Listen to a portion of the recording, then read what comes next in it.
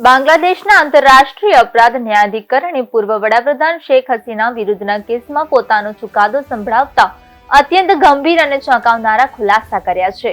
ટ્રિબ્યુનલે શેખ હસીના, તેમના પૂર્વ ગૃહમંત્રી અને પૂર્વ પોલીસ વડાને 2024માં થયેલા વિદ્યાર્થી આંદોલન દરમિયાન થયેલી હિંસા માટે માનવતા વિરુદ્ધના ગુનાઓ માટે દોષિત ઠેરવ્યા છે. આ સાથે તેમને ફાંસીની સજા ફટકારવામાં આવી છે. શેખ હસીનાની સાથે આ મામલે પૂર્વ ગૃહમંત્રી અસદુજ્માન ખાન કમાલ અને પૂર્વ ડીજીપી ચૌધરી અબ્દુલ્લા અલ મામૂન પણ આરોપી છે. તમામે માનવતા વિરુદ્ધ ગુના કર્યા છે અને બધાને સજાએ મોત આપવામાં આવી રહી છે.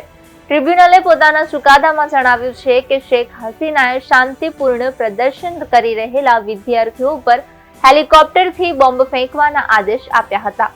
ટ્રિબ્યુનલે કહ્યું કે શેખ હસીના અને અન્ય આરોપીઓએ સંયુક્ત રીતે એક ગુનાહિત ષડયંત્ર રચ્યું હતું. તેમની પાર્ટી અવામી લીગના કાર્યકર્તાઓ પાર્ટીના નેતૃત્વને સંપૂર્ણ જાણકારી હેઠળ સુનિયોજિત રીતે રસ્તા પર ઉતરી આવ્યા હતા અને પ્રદર્શનકારીઓ પર હુમલા કર્યા હતા.